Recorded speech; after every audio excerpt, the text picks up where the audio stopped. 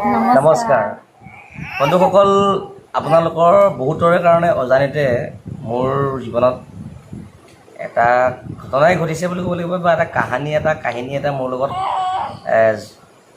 একাত্ম হৈ পৰিছে। সেই কাহিনীটো মই আপোনালোকৰ আগত শ্বেয়াৰ কৰিব বিচাৰিছোঁ। আপোনালোকে বহুতেই জানে আৰু বহুতেই নাজানে। আমি যেতিয়া মৰিগাঁৱত আছিলোঁ তেতিয়া মই লোনৰ কাম কৰিছিলোঁ। সেই সূত্ৰে মোৰ ওচৰলৈ এজন ল'ৰা গৈছিলে লোনৰ কাৰণে। 2023 চনৰ আছাম ডাইৰেক্ট ৰিক্ৰুটমেণ্টত চাকৰি পোৱা ল'ৰা এজন, আৰু মই তেখেতক লোন দিছিলোঁ। আৰু সেই লোন দিছিলোঁ, মই তেওঁ লোনটো লৈ দিয়াত সহায় কৰিছিলোঁ, সিমানখিনিয়ে কথা আছিল। আৰু এটা কথা খালি কি, আমি যেতিয়া গুৱাহাটীৰ পৰা লোন ল'ব গৈছিলোঁ, ঘূৰি আহোঁতে দেৰি হোৱাৰ কাৰণে মোৰ ৰুমতে তেওঁলোকে মাংসটো বাহিৰৰ পৰা লৈ ল'লে আৰু মোৰ ঘৰতে আহি পেলাই আমাৰ এখেতে ভাত বনাই খোৱালে।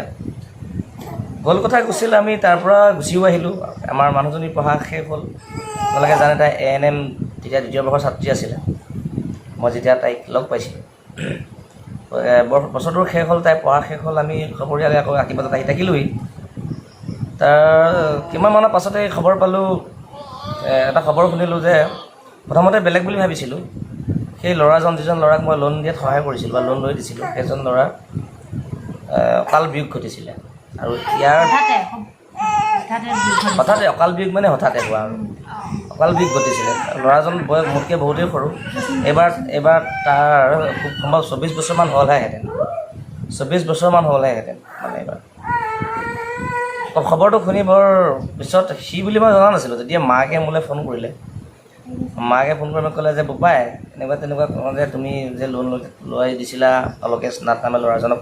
নহয় জানো বোলো হয়, কওকচোন। বোলে মোৰ ল'ৰাজনৰ অকাল বিয়োগ হৈ এনেকৈ ঢুকাই থাকিলে আৰু বুলি কৈ কান্দিলে হুকাই। মই সান্তনা দিলোঁ।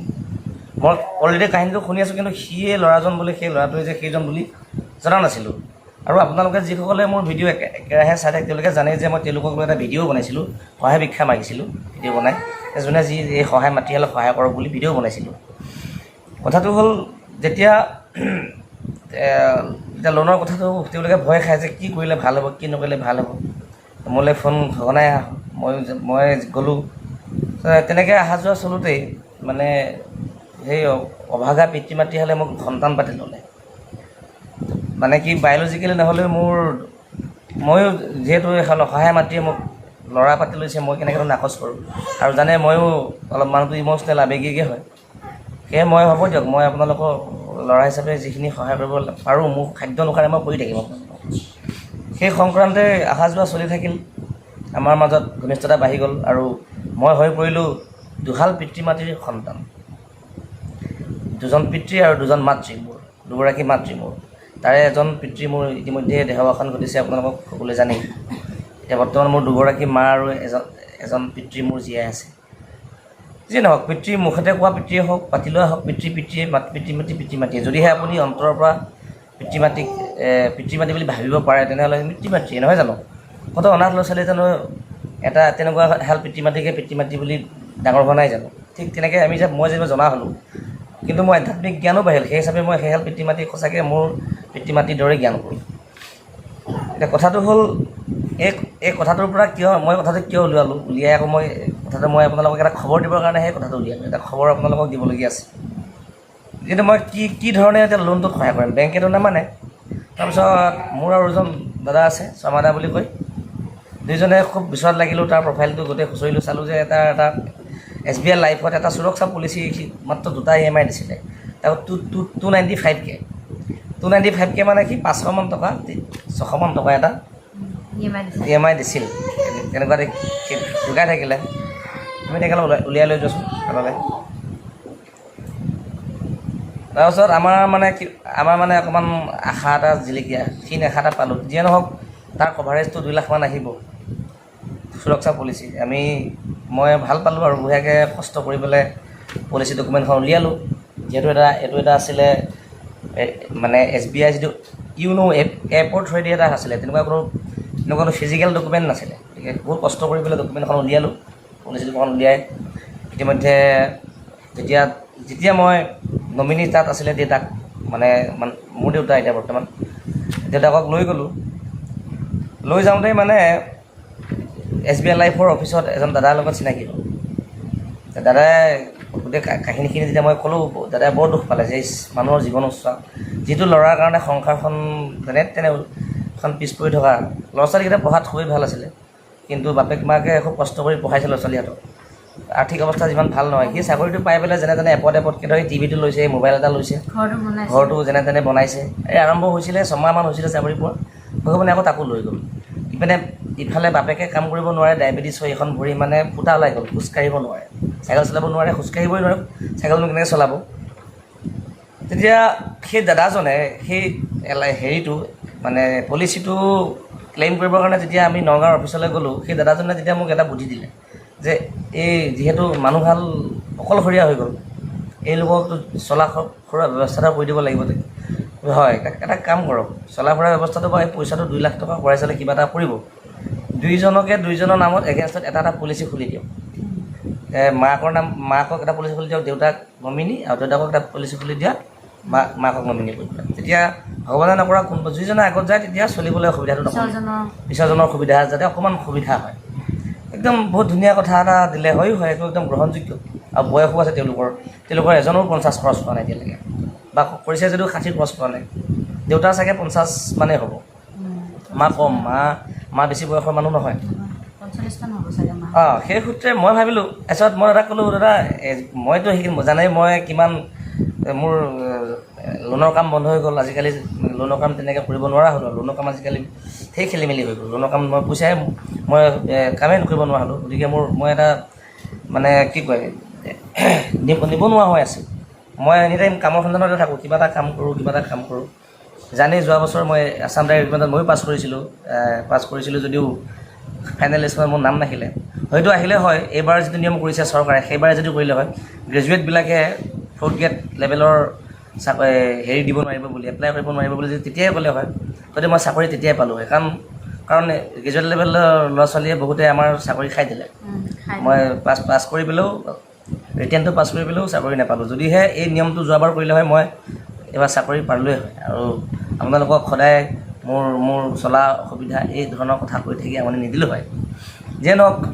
তথাপিতো সংসাৰখন চলাই আছোঁ কষ্ট খাদ্য কৰিবলৈ মই সুধিলোঁ সেইকাৰণে মই বোলে দাদা মই SBI লাইফত এডভাইজৰ হিচাপে বা এজেণ্ট হিচাপে সোমাব পাৰিম নেকি নিশ্চয় পাৰিবা এটা এক্সাম দিব লাগিব এক্সামটো পাছ কৰিলে তোমালোক মই সোমাই দিম মই মোৰ টিমতে সোমাই ল'ব পাৰিম তোমাক আমাৰ SBI লাইফতে মই কিবা এটা আশা এটা দেখিলোঁ বোলো যিহেতু দেউতা মাক মই কৈছোঁৱে যে আপোনালোকক পলিচি দেউতা মায়ে দুটা পলিচি খুলিবই মই যদি মোৰ সেইতে খুৱাই ল'ব পাৰোঁ মোৰ এটা মনত আশা জাগিলে আৰু মই দাদাক ক'লোঁ দাদা মই এক্সামটো দিম আপুনি মোক অলপ হেল্প কৰি দিব যে হ'ব মই হেল্প কৰি দিম চিন্তা কৰিব নালাগে দাদাই প্ৰথমতে কি কৰিলে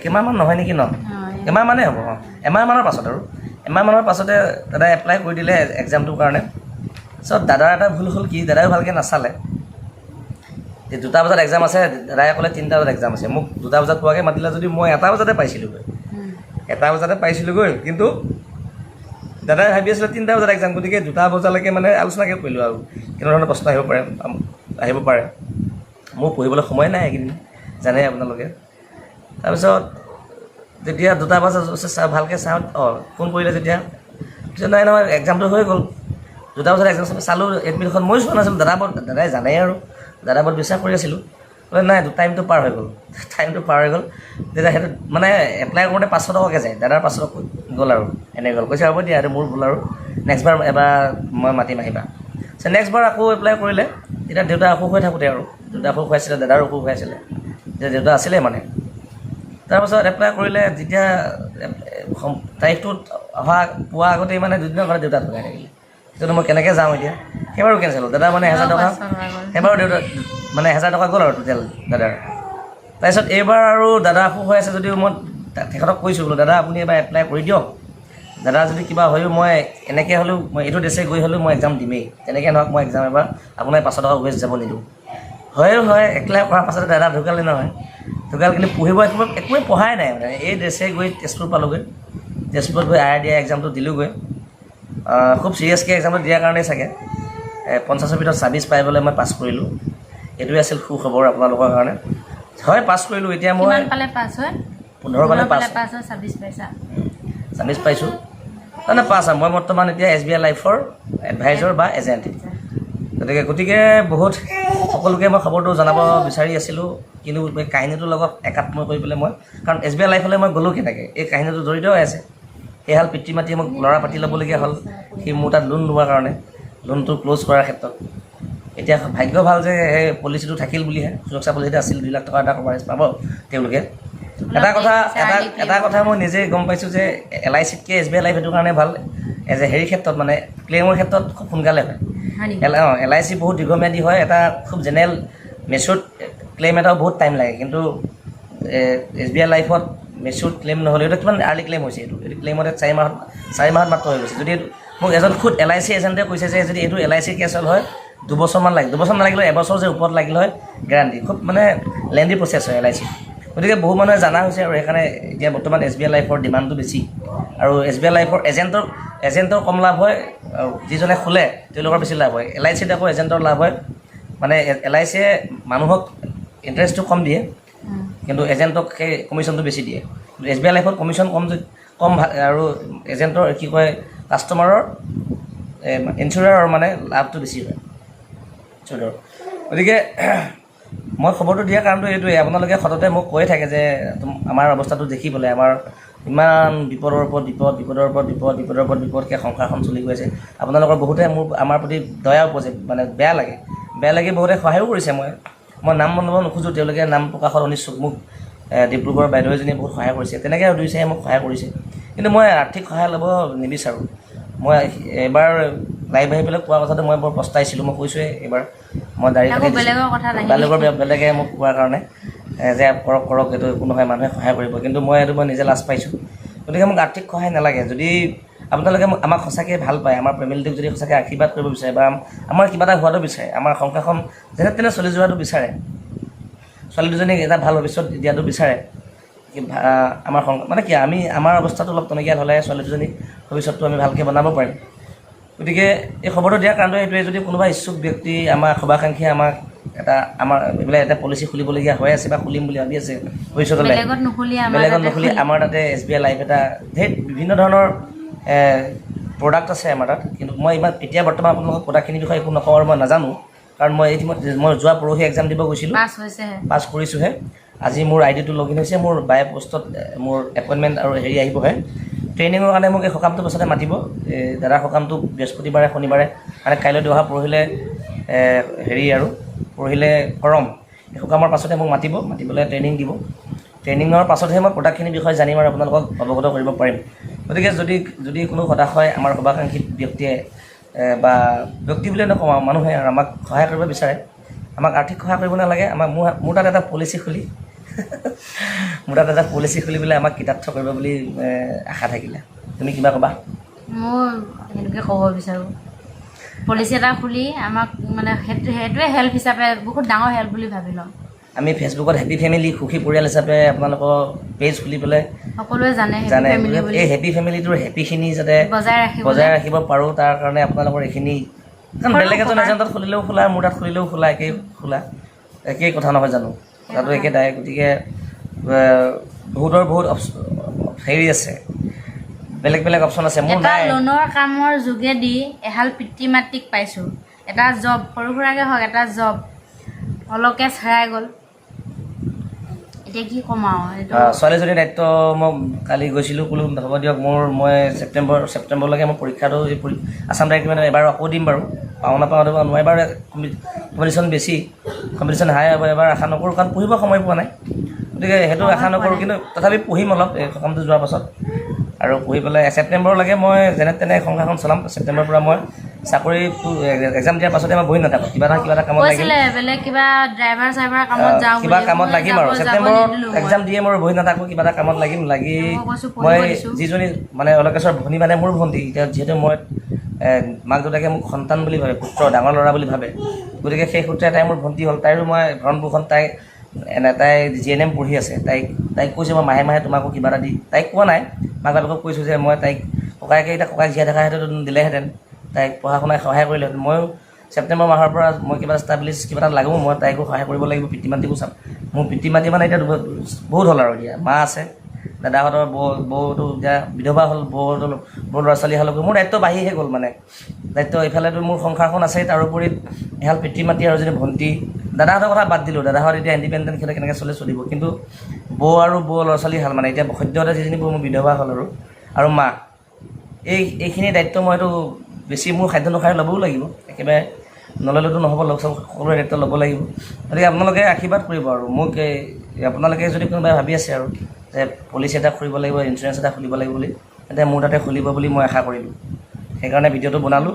ইমানখিনিকে ক'ব আৰু আপোনালোকে জানে মই কিয় এনেকৈ ক'ব লগা হৈছে, যদিও মোক আপোনালোকে দেখিছে ভাল ঘৰ ল'ৰা হয়, মোৰ দেউতা শিক্ষকতা কৰিছিল যদিও আগতে আমাৰ ভিডিঅ' আগৰ পৰা একেৰাহে যিসকলে চাই আছে যে আমাৰ আৰ্থিক অৱস্থা বৰ বেছি ভাল নহয়, দেউতা বৰ বেছি মানুহটো যুধিষ্ঠিৰ টাইপৰ হ'ল কাৰণে, যুধিষ্ঠিৰ ধৰণৰ হ'ল কাৰণে হয় হিচাপে ধৰ্ম কৰিলে, যদিও আমি সেইটো দুখ নকৰোঁ, বহুত বেছি সা সামগ্ৰী আমাৰ কাৰণে দি থৈ যোৱা নাই, পথাৰ মাটি কোনো নাই, সঁচা কথা কওঁ আৰু ন, লাষ্ট বেয়া পাবা নেকি?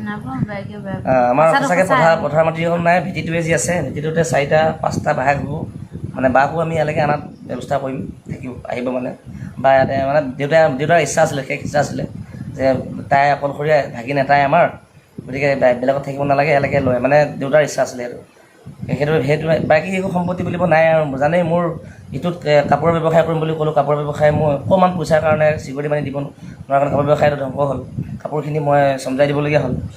তাৰপাছত আৰু যিকোনো এটা কামেই মই এতিয়া ধৰক এতিয়া ফেচবুকতে হওক পইচা ইনকাম হোৱা নাই, সোমাইছে যদিও মোৰ ইমান ভাল পইচা ইনকাম হোৱা নাই যে মই একাউণ্টত মানে এতিয়ালৈকে এটা টকা লাগিব পৰা নাই ভিডিঅ'ৰ পৰা। আৰু ইউটিউবতো এই ৰিচেণ্টলি আপোনালোকে কোনে গম পাইছে নাজানো, ইউটিউবতো এতিয়া আকৌ এটা চেনেল খুলিছোঁ হেপী ফেমিলি অসম বুলি, কোৱাই হোৱা নাই আপোনালোকক, অনুগ্ৰহ কৰি আপোনালোকে হেপী ফেমিলি অসম বুলি ইউটিউবত চাৰ্চ কৰাৰ লগে লগে প্ৰথমতে আহিব, আপোনালোকে আমাকতো চিনিয়ে পাব, একেটা লগো আছে, ফেচবুকৰ যিটো লগো সেইটো লগো তাতে দিয়া আছে, ফটোখনত চিনিয়ে পাব, আমাক প্লিজ ছাবস্ক্ৰাইব কৰি দিব, তাতে ছাবস্ক্ৰাইব কৰিবলৈ অলপ শ্বেয়াৰ কৰিব, লাইক কৰিব, কমেণ্ট কৰিব লগাখিনি কৰি আছোঁ। এতিয়া নাজানো ভিডিঅ'ৰ পৰা ইনকাম কৰিব পাৰে নোৱাৰোঁ, ভিডিঅ' ইমান সহজ নহয়, এইটো কম্পিটিটিভ খুব ডাঙৰ এটা কম্পিটিশ্যন হৈ গ'ল, আৰু চাকৰিও পাওঁ নাপাওঁ ডাঙৰ কম্পিটিশ্যন এতিয়া চাকৰিত চলি আছে, বহুতে দিনে ৰাতিয়ে পঢ়ি আছে, 15 ঘণ্টা 16 ঘণ্টা পঢ়া কথাও মই খবৰ শুনি আছোঁ। আমিনো এতিয়া এঘণ্টাও নপঢ়াকৈ ক'তো চাকৰি পাম, তথাপিও মানে সময়ে নাপাওঁ যিহেতু ঘৰ চলাবলগীয়া হয়। গতিকে মোৰ এই আৰ্থিক দুৰৱস্থাটোৰ বিষয়ে আপোনালোকে এবাৰ ভাবিব আৰু ভাবি পেলাই আমাক এবাৰ ইউটিউব চেনেলটো ছাবস্ক্ৰাইব কৰি দিব, লগতে এতিয়াও যিসকলে আমাক ফ'ল' কৰা নাই আমাৰ এইটো ফেচবুক যিটো ভিডিঅ'টো দিছোঁ হেপী ফেমিলি অসম পেজটোত লাইক কৰা নাই লাইক কৰি দিব, লগতে কোনোবাই যদি ভাবি আছে পলিচি এটা খুলিব লাগিব, ইঞ্চুৰেঞ্চ এটা কৰিব লাগিব, হেল্থ ইঞ্চুৰেঞ্চ এটা, লাইফ ইঞ্চুৰেঞ্চ এটা, তেনেদৰে মোৰ তাতে অনুগ্ৰহ কৰি খুলিব বুলি আশা থাকিল। শেষলৈ ভিডিঅ'টো চাই থকাৰ কাৰণে আপোনালোকক অশেষ ধন্যবাদ। আজিৰ ভিডিঅ'টোৰ পৰা আমি এইখিনিকে কৈ বিদায় মাগিছোঁ, বহুত ধন্যবাদ।